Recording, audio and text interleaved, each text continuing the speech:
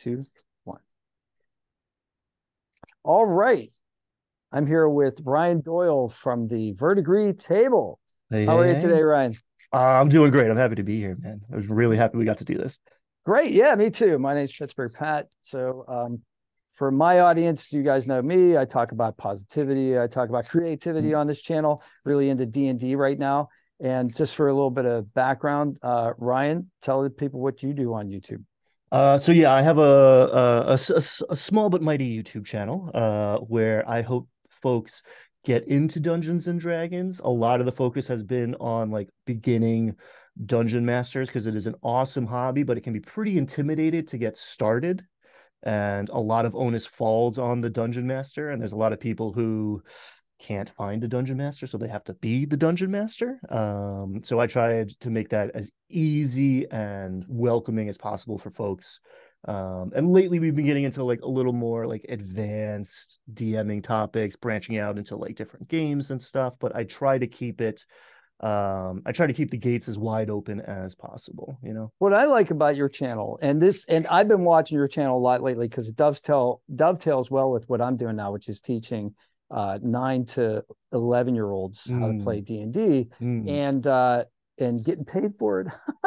Ooh, But yeah, we I can know, talk about right? that after. How do I get some of Yeah. that? Well, I think yeah, it's amazing. Actually, I fell into it, but yeah. So I've been using your videos as kind of like, you have these wonderful prep guides. So you're Mm, like, okay, here's Spire Peak. Here's how you prep for the windmill adventure, and here's how you mhm. prep for like Nomengard, and it's been extremely helpful. Give me ideas. But what I really like about your channel is you focus on the role play, right? So you focus on like, okay, how do you get into character? What do you do with these NPCs? How do you make them Mm, distinctive? There's 10 of them. How do you make them different? mm, And you're really good at that. And I'm a big performance guy. So like that's mm. where I come from, So like, yeah, so that's what I find fascinating about your channel. Because there's a lot of people out here doing Dungeon and Dragons videos. So we have to Mhm. kind of make ourselves distinctive, and that's what I think Yeah, makes you distinctive. One of the yeah. things. I set out to make because it's a crowded field, right? And there's a lot of like high level conceptual stuff out there, and then like whatever, like the newsy stuff. I don't have the I don't have the bandwidth to chase whatever Hasbro's doing today. But the I started by making the videos that I wish I had found when I started Yes. myself, because I started in a vacuum. Like I was too old or too young. Like I missed the 80s wave. I didn't have like the cool older brother or the cousin or anybody. So like I, as an adult, came to D&D and like asked around and everybody was interested, but no one had played before. So I'm an autodidact, right? I taught myself. So yeah, those like the Lost Mine of Fandelver and the Dragon of Icespire Peak videos in particular are focused in on like the nuts and bolts. I'm not afraid to over explain, I think, because like I'm trying to come at from the beginner mindset, but bring in those like more advanced concepts. Like here's how to do this. Here's what we can learn from it and apply it to the next adventure that maybe we're making up ourselves or whatever, buying a book off the shelf. And it's funny, I am very much both sides of the coin. Like the strategic war gamer, like we like combat, we Mm-hmm. do Mm-hmm. we do very like complex, and I run a fairly like deadly game. I like the challenge aspect of that. I honestly, and I think if you're doing it right, that dovetails with role play. Because if you're sweating, right, if your character's sweating, your character's in a life and death struggle, and if it feels like no big deal and you're just sitting there waiting for your turn to come around and you're on your phone, like that's not an immersive experience That's right. as And I putting the think pressure that's on.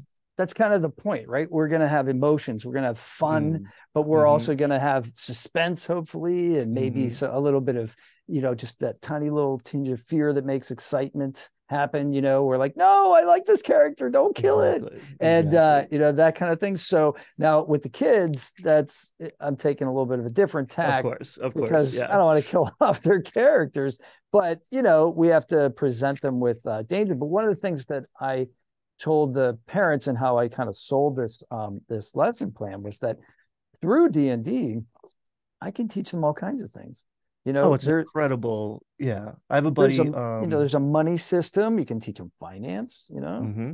I mean, yeah, how do you make math fun? I've seen a lot of attempts. I haven't seen many successful attempts, but like, yeah, I mean, it feels complex math when you're sweating because your character's going to die, but like, yeah, here's a bunch of shapes that we're gonna learn about platonic solids. Yes, exactly. We're going to learn and about we're the gonna perfect shapes, the and perfect we're gonna do solids. math on the fly, real hard. So you Like can your life talk depends about, on it. yeah, you can talk about ancient Greek philosophy if you want. It's and actually there is I think there's a book out now, or it's a third party book that talks about the ancient Greek like monsters and gods and things, which is pretty cool. Yeah. It's a beautiful thing because you can pull in anything. You can run a very math centric session and teach kids skills. You could like easily fold in like here's you need to know your multiplication tables to open this door, right? Or Oh yeah. to Puzzles. diffuse this trap. Like, but at the same time, like you can spend a session, not touching the dice at all, and it's all role play. And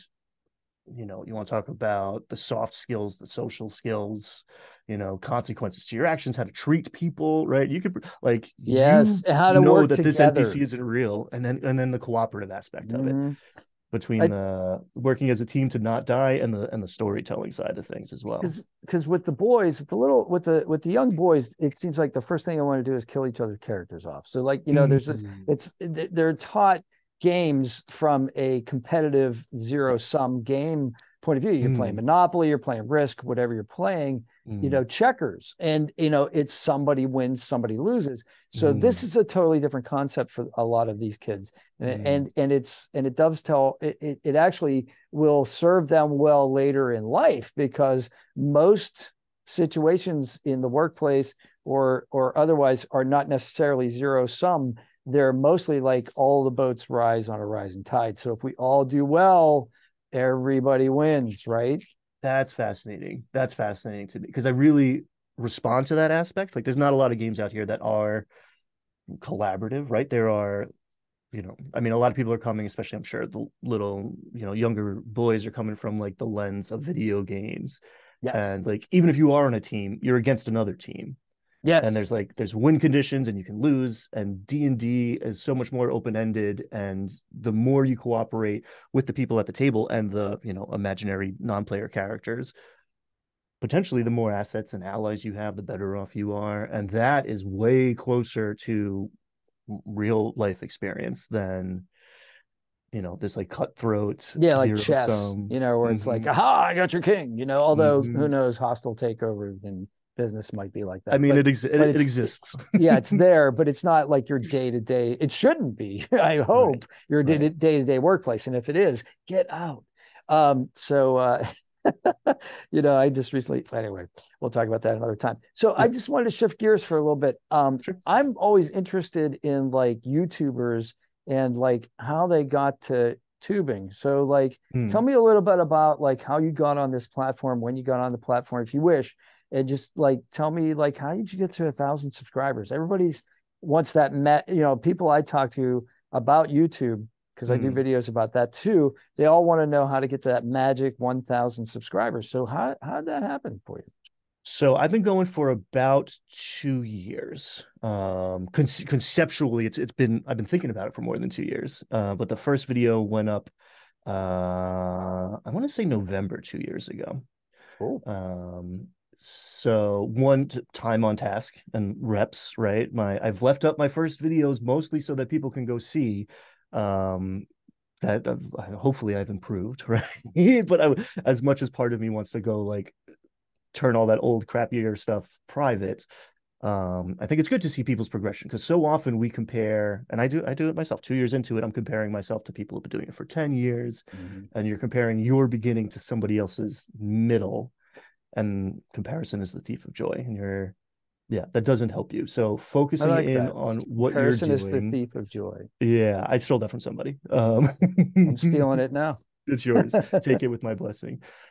So yeah, I mean, I really focused in on you hear a lot if you look at like how to succeed at YouTube, like niching down is talked about a lot, but I really think that's focusing on your audience, right? Like I knew I wanted to talk about D&D, but like who am I, who's on the other side of this camera that I'm speaking to?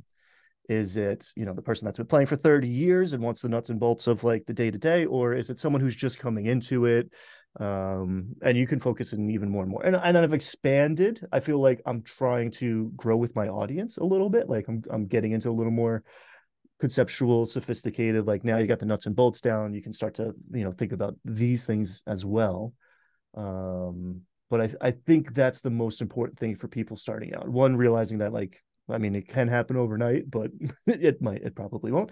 Right. And two, remember who you're talking to. And the thing that helped me continue to do this for 2 years was that sense of community, was like hearing back from the people I'm talking to. You know, Cool. So you have like an active comment section where you have regulars that like yeah, talk about your videos, give you yeah, like good critique and that kind of stuff.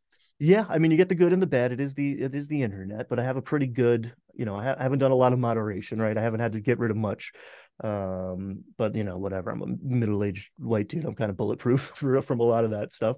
But the comments, and then I started a Discord, and I've made a few connections with folks on Okay. there, and it's just really cool. Even the one and done's like, hey, I am, you know, always wanted to do this, never got a chance, you've helped me do it.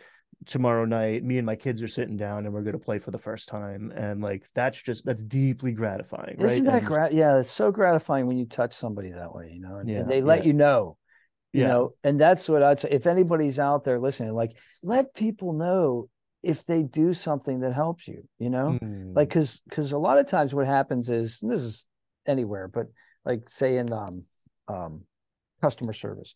You know, mm-hmm, like when I get good customer service, I'm the guy that like says, "Hey, can I talk to your immediate supervisor after this call is done?" mm, So that I mm, can like say that, because so many times it's only the negative, right? The yeah, only negative comments inspire, or only negative motivations inspire people to like make comments, but it's the yes. positive ones, we need those as well, because we need to know what we're doing well. We do need to know where we could do better. There's no doubt. Constructive Constructive criticism. criticism. You don't have to be Mm-hmm, rude about it, but like, you know, you mm-hmm. can say, look, your camera was shaking during the video, or you Right. know, you talk with your hands too much, or the microphone was in the shot, you know, like this I've been waiting for microphone's somebody to in tell me my shot, you know. I'm real handsy. I've been waiting for somebody to say something. What's up with this guy? But Well, uh, it's better than being static. I mean, you see people that look like deer in the headlights with their cameras, you know. So well, it's like, in there's those that early shots, I'm too. like holding Yeah. my hands because I didn't want, because I'm from New York originally, so like I got that, it's in me and it wants to come out. So either I hold it back, or you get to, or you can be yourself, right? That's the other thing. That's the main thing. It's easier to be yourself, because if you're Yeah, yourself, then you don't have to assume a persona. And I think that right. comes through. So, like a lot of times on the video comments I'll get is people will say, "Thank you for cutting straight to the point and telling me how to do this." Because it's the Mm, how-to videos that like get I get the most well, I make mm. the most money on, and I get the most like comments on, because I solved somebody's problem, right? So, Yeah, and if you like, so one of my like secrets to success, or success being a relative term, but on YouTube, if you're starting, Google owns YouTube. And yes. if you're trying to be successful at YouTube, you're trying to get like started on YouTube, search and this is the way people are going to find you. No one's, I mean, people do it now, but no one was typing in Verdigris Table. No one was typing in Ryan Doyle. People were typing in how to run Dungeons and Dragons. And Right. that's the pipeline. So, and again, and that is exactly that. Know who are you talking to? Who is your audience, right? What are they looking for? Is how the algorithm's going to serve up your content to people at first, um, and then give them the answer so that they come back, right? There's a lot of negativity and clickbaity and bait and switchy stuff out there, and honestly some of those people do really well, right? But I mean, it's really nice to be monetized.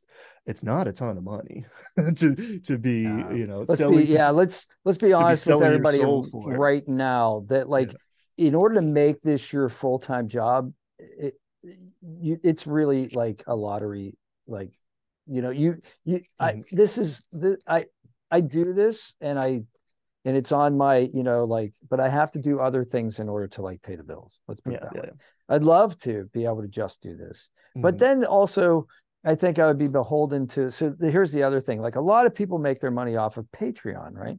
I Mm, don't have a Patreon. I don't know anything about Patreon. I'd love to interview people about that and find out what mm. that's all about. Yeah, I But have a Patreon. We can talk about that for sure. so yeah. So when you're on a Patreon, do you feel like, okay, I'm going to make this video for the Patreon people, and I'm going to make this video for the public, and then like, how do you get people to like?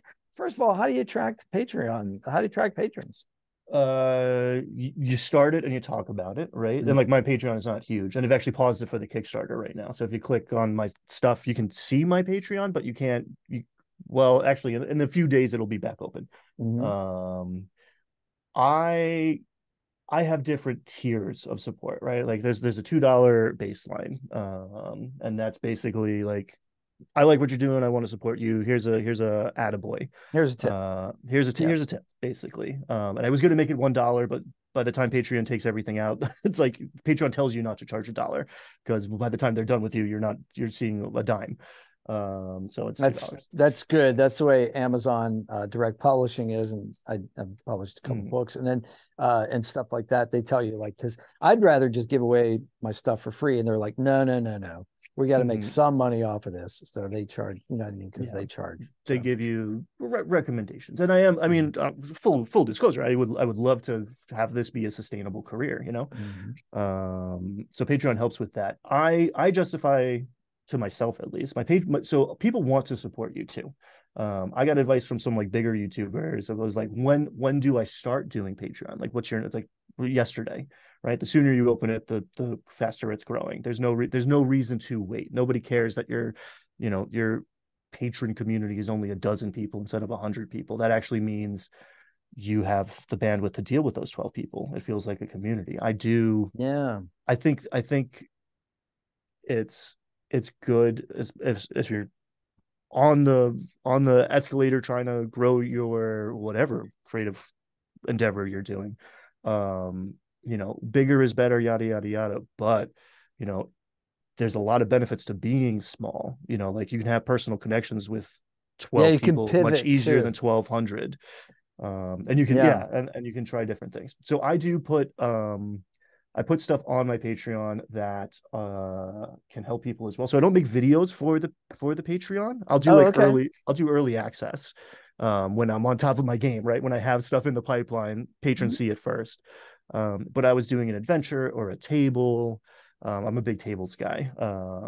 I was doing like DM tools. So if you're on the $5 tier or the Yes. $10 tier, you get a little PDF or something. Oh, okay. So you'll make like when we talk about tables, just for the audience's sake, Mm, we're talking about, okay, like where's this adventure going to take place? Roll a D, roll a percentile roll. Okay, yes. so roll two Yes. D10. So like on a 99, where this takes place in a haunted house. On an 87, it takes place in a graveyard. I'm using Halloween examples because it's Mm-hmm. all around me. It's spooky season. Yeah, spooky season. On 66, it takes place at a seance, So Mm-hmm. so you invent those kind. I love writing those tables. So like that's great. Same. I could do that. I love That's making cool. them and I love having them at the table because that, Yeah. like, now this is a little more advanced, but once you're like settled in and comfortable running D&D, I like letting the dice dictate some of the elements on my side of the thing, right? The dice are telling the player success, failure, right? Yes. To a large Yes. degree. But I like random encounters. Random encounters, this is a little more D&D inside baseball, but random encounters are controversial, I think, because a lot of random encounters are boring and have nothing to do with anything. So Yeah. I spent a lot of my I built a campaign around them essentially. And then that's a lot of what, like, I have stuff on DM's Guild. A lot of that stuff ended up, versions of it are on my Patreon. I like random encounters where you meet someone on the road, they have stuff to sell, we negotiate. You can't afford all of their stuff, but if you go do this for them, then they can do it. And all of a sudden now I'm running this adventure instead of this adventure. And I'm delighted and surprised. And the world that I've like carefully crafted is alive and doing things. Yes. And Yes. I'm experiencing it as a game as much as It's the like players are, when even you're more so sometimes. Yeah, you're trying to find Carla the traitor in Fallout 4, and she's not at this settlement because that's where you saw her the first time. But now she's at this settlement because Mm-hmm. she's a traitor and she's moving around. And Mm-hmm. yeah, Mm-hmm. that's great. It's like, but wait a minute, you had a mini nuke the last time and now you don't. Mm-hmm. And I need, capital. So like you end up selling your armor to get the mini nuke. Yeah, And it it's makes the it's world feel more alive. Things are happening whether you're interacting with it or not. it It's not gives just like on pause until you interact with the game. and the kids love to buy stuff. They love going Mm, shopping. That's one of mm, the things they love. And I think other players do too. That mm, aspect of like, I can improve my character, not just through experience and leveling up, but actually by getting better mm, equipment. And then the GP means something because mm, if you're, well, I'm a generous DM and you just give them like, armor, or you just give them gold pieces and you give them too much, it breaks the system. So like yeah. there's nothing is of any value if you have too much money, right? And that happens so fast Mm-hmm. because you're like, I'll give you 10 gold to go, clear out those goblins. And then Mm-hmm. like 3 weeks later, it's like, well, I have 3,000 gold and nothing to spend it on. So like that gold doesn't Right, mean anything to me anymore. right, right. Um, And yeah, that's when you introduce the gray ooze or the rust monster that just like mhm, eats all their gold. So mhm. yeah, or the wonderful like NPC that joins the party and then turns out to be a pickpocket and leaves in the night with Every time. everything they It's own. a were Yeah. rat, and don't There get bit. you Um, go. Those are good. Yeah, especially around the holidays. Around there's yeah. a I don't know if you do Adventure League. So I DM for Adventure League, Mm, and there are certain rewards for the DMs if you put in so many hours of service. And they give out like a little PDF about that, and they have these monsters for Liar's Night, which is basically it's the Halloween holiday of Dungeons and Dragons, I guess, mm, Liar's Night. So people dress up like other people and mm, cause illusions to look like other people. And there's they would I there's this really neat. I'll do a whole video about it, but it's really neat. Somebody really sat here and thought about this. Like they thought, okay, what about trick or treat? They're like, well, people put little sacks of like candy on their belts with the intention that little kids are going to try to pickpocket them, and mm, mm. and that's expected, and it's cute and it's cool and like that kind of thing. And so I it's like that. like rogue training, like Yeah, I've mined Adventures League adventures for ideas and adventures whole cloth. I've never actually participated in actual play in not actual play, organized play. So yeah, maybe I'll come hang out one day. yeah, please. We do it every other Thursday, and it's a lot of fun. So I'll give you the information about that. But yeah, I think I'm doing back to YouTube. Mm, I think I'm doing YouTube all wrong because I do my YouTube channel is kind of a blog. It's kind of mm, like whatever I'm up to. So like, mhm, mhm, I passed 1,000 subscribers. If I may be honest, it was a Candy Crush video.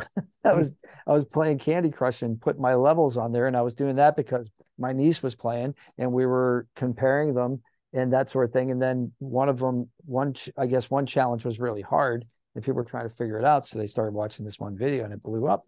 mm, And so that's where I got past 1,000. But that's not where I make my money. Nobody watches those videos anymore because mhm. they're either past that level or they've changed the level or whatever. But like so you on my channel, you might watch a video about Star Wars. I might give my review of Ahsoka. You might have my friend and I just read a book and we'll talk about George Orwell, Mm. or you might find me like in the park feeding squirrels.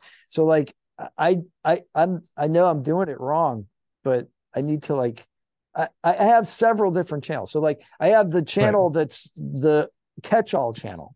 Mm, And then I have all these other specialized channels. And if any of those take off, then I'll be doing YouTube right. mm. Which is like pick a topic, make a channel, right? It's Which also is what are you what who are I've been you what are you told. doing it for? What do you like? What's your reason behind it? Right? Like there's a rubric like success on YouTube is like very numbers driven, but like Yeah. if you're in it for the money, buckle up because it's going to be a long ride. Right. Exactly. If you're It's in it it's to make cool videos and just like express yourself, then like who cares? Do your thing. You don't need to that's worry about titles and thumbnails and niching down and all that stuff. That's like that's pretty much what I'm doing, I guess. It's yeah. I would come from a writing background, so it's more about me getting ideas out there and talking about Mm, creative ideas and just mm. putting them out there because do you know how long it takes to write a book? Yeah, I've attempted to several times. Well, you can do it in a month. I don't know if you know about National Novel Writing Month that's coming up. No, no, but that would be a heck of a challenge. I know It is. Stephen Crane wrote The Red Badge of Courage apparently in 10 days, but short book and Yeah, it's like Kerouac style, like on the road in like whatever 4 days. But you I think could he had some help. you could do it. I mean, I wrote the rough draft of mine in 9 days, but it was Well, just the that's the idea with scenes, right? so National Then Novel you have Writing to put Month it all is together, right? exactly. It's Yeah. 50,000 words in 30 days so that you can turn off the inner critic, right? It's just get it out, get a crappy first draft down. But that's what I tell people. Okay. So when we talk about creativity and positivity, what I tell people all the time is that, don't.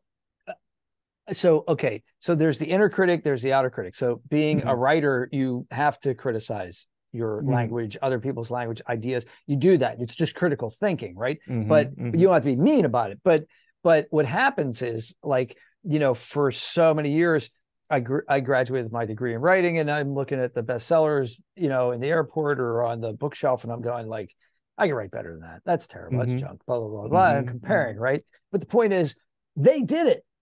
Right. They did it.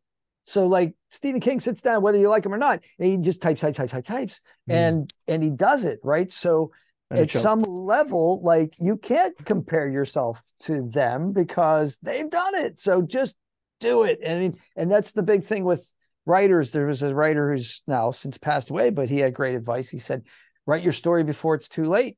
Yeah. I mean, that's true for everything, right? Yeah. YouTube gives me that platform. So like I can just sit down and turn on my camera and just say, today I was talking to a friend about positivity and he had this to say about it. And we were talking about the ancient Greeks and then they just blah, blah, blah, blah, blah. And if anybody wants to watch it, great. If they don't, that's fine too. I got it out of my head, Right. Because maybe you're like, who's this for? Right. The answer can be you. 100%. It can be, you can write a novel for commercial consumption, right? And you have different concerns than like writing a journal, essentially, right?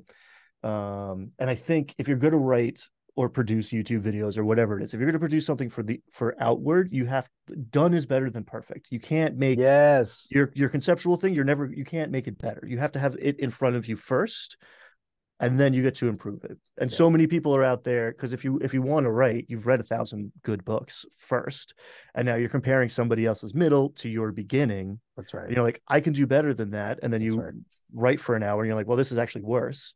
It's like, oh, okay, yeah, you didn't put in your 1,000 hours, and you didn't make 10,000. 10,000 hours. Remember and that you got to book? make this better. Oh, sure.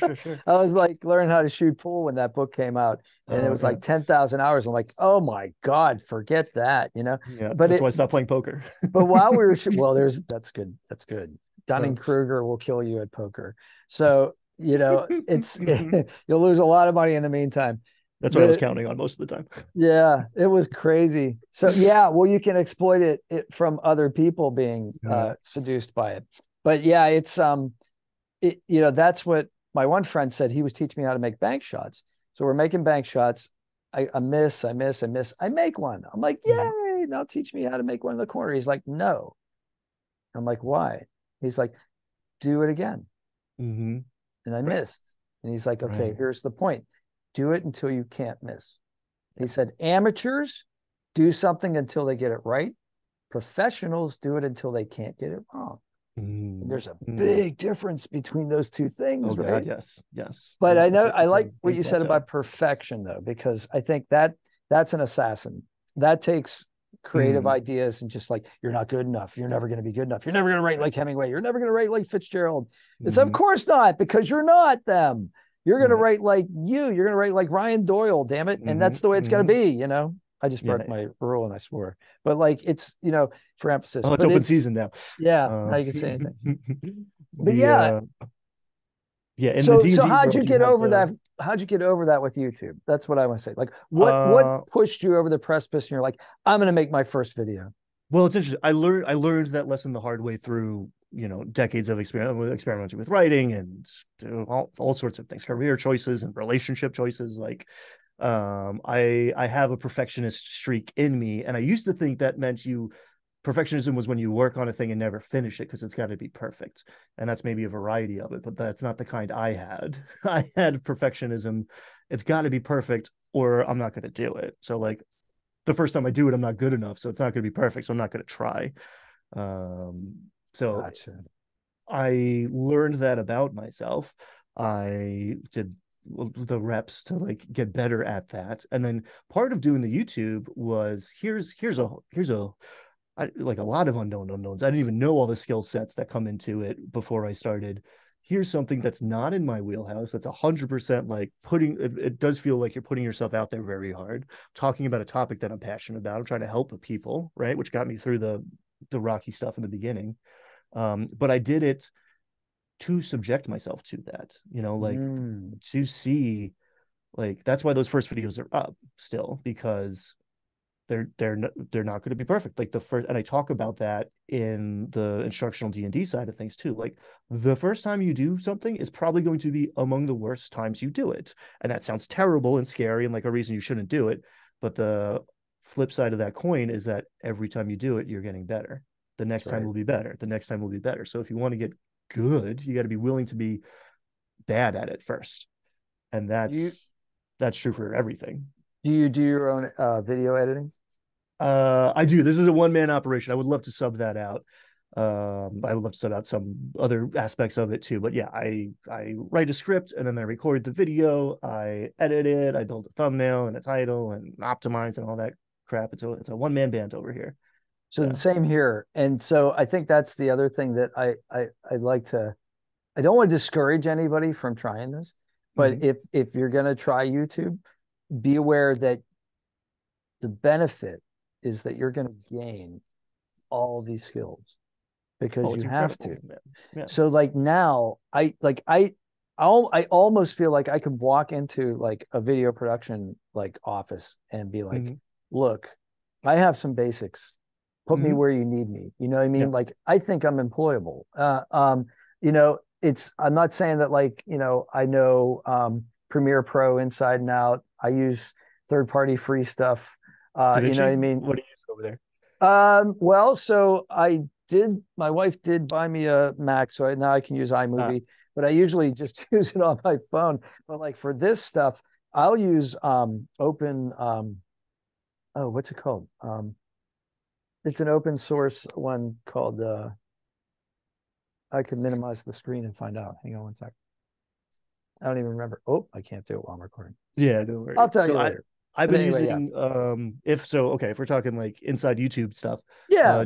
DaVinci Resolve is an incredibly powerful editing software. It's up there with the big boys, and the whole reason it's free is Mm-hmm. because DaVinci, the company, wants to sell you, you know, 5 6 figure equipment to use with their software. So they give you the software for free.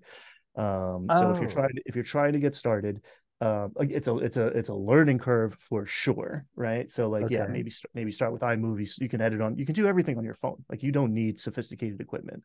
No, I Um, find iMovies much easier on the phone than it is on the yeah, computer, to tell you the and truth. if you are getting started, especially if you're trying to like monetize, you're trying to make a business out of this, keep your overhead to zero. You don't need to buy anything. If you have a phone, you can make YouTube videos. And then that's basically what I did. I have slowly let the business of the Verdigris table pay for the lights and the mic and like Yes. improvements. And Yes. Make that happen as a business expense. yeah, if you're trying to do it that way, because if you're gonna sink 3 grand to do a thing and it still looks bad because you don't know, you can get a beautiful camera and you don't know how to use it. That's right. It's not gonna help you. So stick That's with the right. tools that you have. That's right. If you're not a singer, the best microphone is just going to make you sound worse because Exactly. it's going to pick up Exactly. the defects. I think, um, yeah, keep going. I was going to say something. I forgot. No, go. Okay. Oh, it was, DaVinci Resolve. And then we were talking about the equipment. Oh, yes. Well, here's the other benefit of being monetized and this is just from like I do sometimes financial videos as well. Mm. So, but like once you're monetized, you have income. Now Mm-hmm. you can legitimately claim expenses against that income so that you're not taxed on it. So if you do buy buy a Blue Yeti for $100, Mm-hmm. then like you take that off of whatever money you made. And for a brief period of time, the IRS does allow you to take a loss. So Mm-hmm. if you have, say, you have a regular job where you make a certain amount of income, your YouTube stuff, you can take a loss on that. You can even take it against the total income of your household because you're just a sole Mm-hmm. proprietor, right? Mm-hmm. You just lump it all in, and then you have an accountant do this, so it's done legally, of course. And then, or you can use software. I just let somebody else do it, and then you can say like, look, you know, I have this great equipment that I would have bought anyway, Mm-hmm. but now it's a tax write-off, you know? So like it works And out pretty well. that's a much better place to, if you're starting out watching this, Mm-hmm. that's a much better goal to have, especially if you're talking about making educational videos about a hobby that you really enjoy. Mm-hmm. All of a sudden, Yeah. when you buy the thing you were going to buy anyway, now Mm-hmm. the Verdigris Table gets to buy, you know, the path, the new book, Yep. And the they're like shiny, $50 each. and they're not getting cheaper. Not going They're to get cheaper. beautiful, you Yeah, know, you but get they're what you pay for. expensive. Yeah. Yeah. Great artwork and stuff. Mm-hmm, So mm-hmm. so we should tell everybody how we met. So Oh we yeah, met yeah. we met at PGX, which We was the met at Pittsburgh PGX. Gaming Expo. Yeah. Mm-hmm. So yeah, So Pat was part of a panel. I talked to him and he gave me his card. I gave him It's a too business yeah, card. it's too bright. There you go. I got Pat's card, which I was like, I like this guy. Um, and It yeah, was you guys are doing a very interesting I mean, we were talking about like YouTube and streaming D&D games and stuff, but like I was mostly fascinated by like you guys are talking about like doing adapting Shakespeare and like a very like yeah, literary. So I'm an English major, so that like really, you awesome. know, I have a Well, piece of paper that says I am good at that stuff. if you want to join us, Mhm. we're going to do this again in November, starting in November. So I'm pretty sure we're going to do Shakespeare next, and I want to do Macbeth because Mm. it's just It's Macbeth is fun. D&D for It's crying out violent, loud. baby. Yeah, yeah, It's yeah. Political gothic intrigue and horror. There's Mhm. political stuff. There's witchcraft. Mhm, There's mhm. betrayal. There's Yeah, overarching ambition. you got a There's all coven kinds of of stuff. hags to start it. Yeah, yeah, yeah. Exactly. We I'd got be the game. witchcraft right in I there. need to practice. I'm a little rusty on my Shakespeare, but like, yeah, hell yeah. I'm Oh game. well, okay. So I don't see us. Occasionally, we may give lip service to some of the more highlighted one-liners, but I Mhm. don't see us speaking in that. You're You not an know, iambic he pentameter and he thinks that the lady doth protest too much. But I'll drop a ye every once in a while. Will be good. yeah, I don't think we're going to do that. But I mean, that would be hard. But yeah, but we may get into some costumes and things like that. I think it could be fun. I Cool, think that cool, could be cool. a lot of Oh fun. And yeah. plus, another opportunity for an educational experience. So Mhm. maybe kids that are like, oh, we got to read this in high school. Maybe they like watch the D&D one and go like, oh, well, guess this could be fun. Or they Yeah. learn one or two aspects about one of the characters, and that causes them to want to read it Hmm. because Shakespeare's juicy, man. There's some good Dude, you stuff in want to there. learn your big bad evil guy is boring? Like, go read Othello, right? Like, Yeah, man. Iago's the best. Iago is one of the best characters of all time. You need some Probably like the weird best villain inspiration ever. about. Yeah, that's incredible. And like, I don't know if he gets credit for being the first, but like a villain stealing the show, being like a three. I mean, he's maybe the first three-dimensional character in literature, right? He's so Yeah, right. intriguing. Yeah, yeah, yeah. And he makes Um, everybody else do all his dirty work. oh, and it's yeah, And he's an evil he uses genius. props, right? So Mm-hmm. like he uses like the handkerchief, and just by Mm-hmm. placing a handkerchief in the wrong spot, and you know what I mean, drives Othello crazy. And it's Yep. just Yep. that kind of subtlety, that kind of that's like that's the rogue, the bard, like the Mm-hmm. evil bard. There's Charisma like class there's for sure. yes, Yeah. yes, learn how to Yeah. use your charisma stat, you know. It's a lot And of if fun. you have a table of players who are unfamiliar with anything really, but Shakespeare in this case, like steal it, run it. They'll think you're a Yeah. genius. You'll get credit for it. Well, that's what. Well, that's why I argue it. You know, we started with like the Wizard of Oz because I Yeah. figured pretty much everybody knows the Wizard of Mm-hmm. Oz. If you don't know the Wizard of Oz, you know you're 5 years old and you didn't go to Thanksgiving. I don't know, but like I mean, it was on. If you're not exposed to it, there's certain things that like even in our culture of streaming where everybody gets their own niche and they see things on their own time, there's Mm-hmm. still like certain classics that are Mm-hmm. just there. And so that's why I started with that. And plus that's a wonderful fantasy with some great characters that are fun to play. You know, like who Mm-hmm. wouldn't want to play the Scarecrow, you know, like just fun stuff. And especially as like introductory role play, but even like advanced role play, I guess, like having stepping into a character that is like known is way easier. It frees you up to you're making fewer decisions at the baseline. You know this character already. So it's like, what would this character be doing in this situation is way easier to answer because you have a lot more to draw from. And then things happen at the table and now you're not going to follow the plot of the movie perfectly. You're going to adapt and be the Scarecrow or the Tin Man or whatever, but you have much bigger baseline to start. Like I think a lot of people, probably in YouTube too, but in D&D, you're trying to reinvent the wheel. You're afraid of like borrowing tropes from other places. You want to be like incredibly original, and you can lose people very quickly that way. Like there's the common language of some cultural touchstone or just like cliches and tropes like we can recognize them and then you put your spin on them, right? Like do it your way well, opposed to doing something completely different that no one has ever heard of. That might be a reason no one's done that yet. Absolutely. And the other advantage to having the established character is that when you do break character, it's Mm, funny.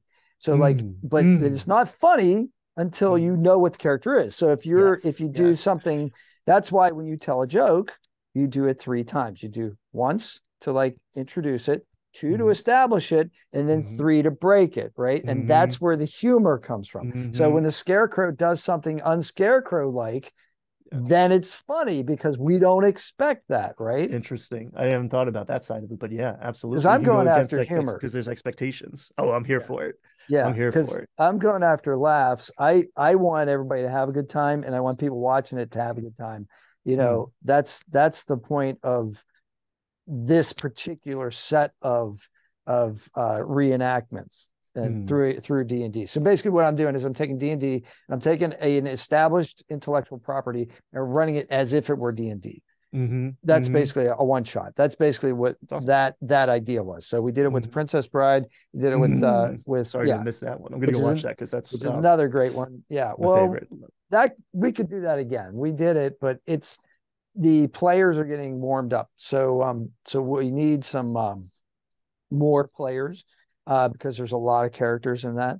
But Mm. what they did with it was amazing. I I'll thought. tell you what, man. I mean, I'm happy. I would love to play in your game, but like, you need a guest star NPC or something to like roll in Yeah. for 5-10 minutes. Like, I love doing stuff like that too. Yeah. To Um, surprise the heck out of the characters. mm-hmm, Like mm-hmm. not Because unannounced would be funny.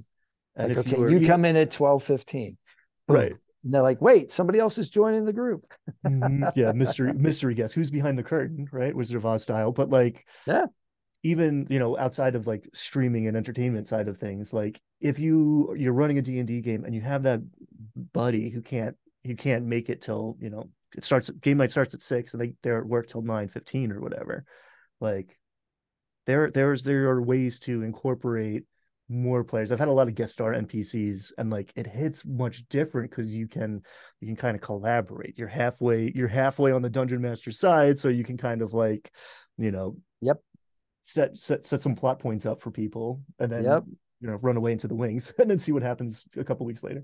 The other nice thing is that you talk about is recurring characters. You were talking about this in some of your Dragon of Icespire Peak videos, where you had a character that was an NPC, and then you like said, "Well, we'll just like set this up so that 4 episodes later, boom, they show up." Mm-hmm. And I had a student who was talking about this he drew his own dungeon map. They love drawing dungeon maps on graph paper. So, and he ran the dungeon. So as he was running the dungeon, he said there was a chest, and it had a gold coin, a dagger, and a spider. And I said, a spider.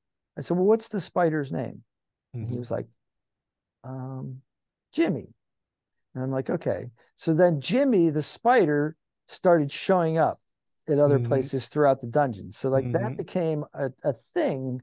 And now I taught him over the summer. Now I'm teaching him in the fall again. Now Jimmy the spider has to be somewhere in his dungeon. And so, you know what I mean? So like, it's become like a favorite, you know? Yeah.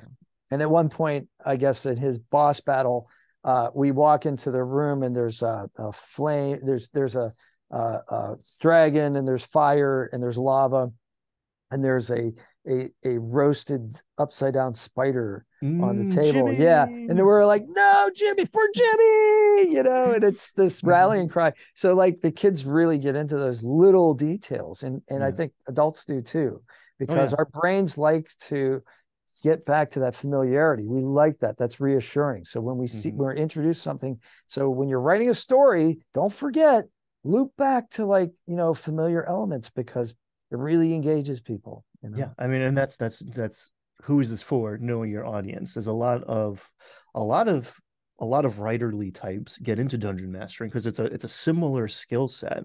But there's a huge difference, and it's a trap that a lot of people fall into initially of, you're not writing a story to tell your players. You are creating a story together at the table.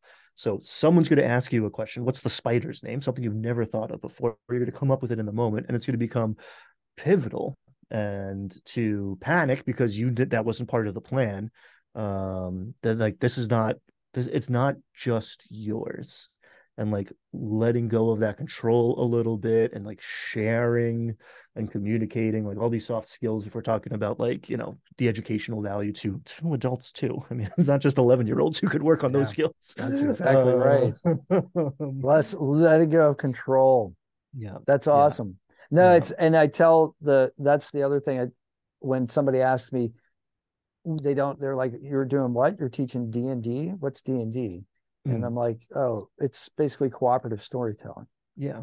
And then they're like, oh, I'm like, yeah, we're making up a story at the table. And that's a great way to put it, because that way the onus is off of the DM. You don't have to control everything. And it's more fun for the DM. That's the other thing. I've talked to I don't know what's going to happen. Exactly. It should be a game. It feels like a game for you if you're doing it right too. And it's exciting. I've talked to a lot of like, because I get a lot of people who are like thinking about being a dungeon master, watching the videos, who like haven't taken that leap yet. And I made an early video that I think I'm going to make again now that I'm like, can make a cleaner version of it basically. But I got a comment very early on in my YouTube career, like in the first like month or two. Someone's like, I would love to do this, but I need to know perfectionism. I need to know that I would give my friends like this incredible experience before I could ever start to do that. And it's one, you don't have to put all of that pressure on yourself, right? If you're doing it, you know your audience. Every campaign that I've run has been very different, because I'm responding to what the people at the table are doing. And like night by night, this guy had a tough day at work and just wants to kill goblins and, you know, eat pretzels. Cool, like we can do that. So yeah, it's different every time, and it's not just one person's responsibility or power trip, you know. That was the other thing about doing the Adventure League, is that I started to feel like it was becoming a task, because I thought, well, every time I run this, you know, I have to read all these new modules that I've never read before. I have to know this universe. So I'm doing like Curse of Strahd universe. I got to like know that. I got to know Barovia. If I'm doing Eberron, I got to know the steampunk universe.